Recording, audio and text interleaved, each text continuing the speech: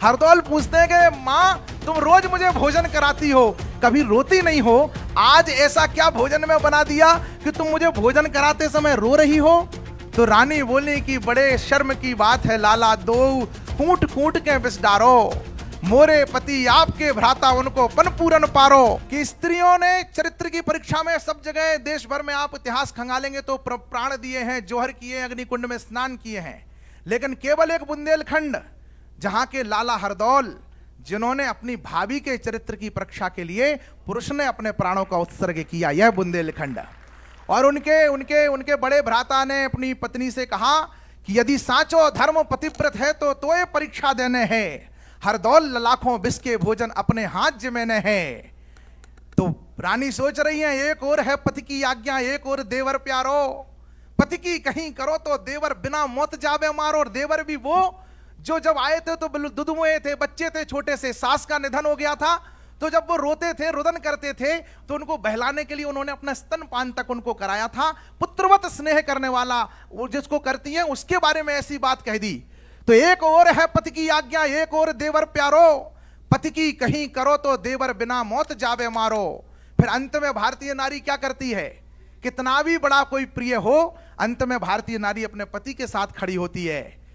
रानी ने विष भोजन को थाल परस दो दृगन से जल डारो, पूछत हैं हरदौल रुदन को कारण भोजी उच्चारो।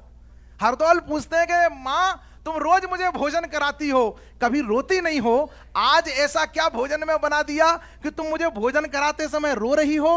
तो रानी बोली कि बड़े शर्म की बात है लाला, दो कूट कूट के बिस डारो, मोरे पति आपके भ्राता उनको पन पूरन पारो। तो हरदौल ने कहा कि बड़े गर्व की बात है, भ्रात को होए जगत में उजियारो, धर के ध्यान भोग शंकर को लगे लगायन विषयारो। हरदौल जी ने वो खीर का कटोरा अपने हाथ में भाभी से ले लिया और कहा कि बड़े गर्व की बात है, अगर भाई का इससे मान ऊंचा होता है, भाई के ऊपर कोई ऐसी बाधा आ रही है और मेरे विष पीने से पूरा होता है, तो बड़े गर्व की बात है कि हम भैया के काम आ रहे। लेकिन शंकर भगवान का ध्यान किया। अब यहां पर सावधान होकर के सुनना, कुछ बड़ी बात आपसे कहने जा रहा हूं। बुंदेलखंड में जो अद्भुत घटना घटी, शायद उसका गौरव आपके हृदय में अगर विद्यमान हो जाएगा तो जीवन भर रहेगा। बड़े गर्व की बात, भ्रात को होए जगत में उजियारो, धर के ध्यान भोग शंकर को लगे लगायन। शिव भक्त थे हरदौल जी, और शिव भक्त थे। जब उनका अंतिम समय में विषपान के समय स्मरण किया तो उनकी चेतना में बाबा भोलेनाथ प्रकट हुए और कहा, बेटा क्या करूं, तुम्हारे लिए इस विष को अमृत कर दूं? हरदौल जी ने कहा, नहीं, इस विष को अमृत मत कर देना। अगर आपने अमृत कर दिया तो यह जगत ऐसा समझेगा कि हमारी भाभी ने विष मिलाया नहीं होगा, हमारे रिश्ते में कोई खोट है, इसलिए इतनी कृपा करना भगवान कि इस विष को अमृत मत करना। बाबा ने कहा कि मैं तुम्हें अमृत कर दूं, तुम्हें विष सहने की शक्ति दे दूं। वो बाबा ये भी मत करना, लोग ये सोचेंगे इतिहास में कि बाबा इन्होंने, रानी ने कमजोर विष मिलाया होगा। तो फिर बाबा ने कहा कि तुमने फिर मुझे बुलाया क्यों? भोले के भक्त ने भोले को बुलाया है और मैं तुम्हें वरदान देना चाहता हूं, तो तुम मुझे अवसर क्यों नहीं दे रहे हो, करने क्यों नहीं दे रहे हो? उन्होंने कहा, मैंने आपको एक वरदान लेने के लिए बुलाया है। तो बोले, क्या वरदान चाहिए? तो जो हरदौल जी ने वरदान मांगा ना मित्रों, वह अद्भुत था। उन्होंने कहा कि हे महाकाल, हे अविनाशी, बस आप समय से ऊपर हो। बुंदेलखंड में घट रही है घटना। बोले, हे महाकाल, हे अविनाशी, बस आप समय से ऊपर हो। सृष्टि के आदि से अंत तलक है शिव शंभु अवनेश्वर हो। तो क्या आप समय के बाद भी रहोगे? ये धरती अंबर, तो क्या चाहिए?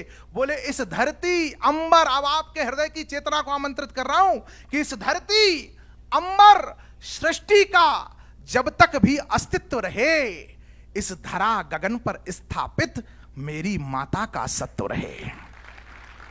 इस धरा गगन पर स्थापित मेरी माता का सत्व रहे कि वो है पवित्र गंगा जैसी। हरदौल जी ने जो वरदान मांगा, इतिहास पढ़ लेना, वो है पवित्र गंगा जैसी, गंगाधर सदा बताना तुम, कोई मेरी मां को अपवित्र कहे, क्रोधित हो उसे सताना तुम। अगर कोई हमारी रानी को अपवित्र कहे तो उसको दंड देना। ये वरदान बाबा भोलेनाथ से हरदौल जी ने मरते समय मांगा। ऐसा बुंदेलखंड जो अपने देवियों की रक्षा के लिए, नारियों की रक्षा के लिए अपने प्राणों का बलिदान करता है, ऐसे बुंदेलखंड की संस्कृति के संरक्षण की आवश्यकता है।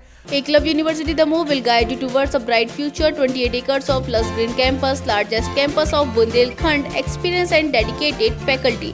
50 future-ready courses taught in 12 different schools, separate courts and ground for sport, fully equipped lab and workshop, safe and fully equipped separate hostel for girls.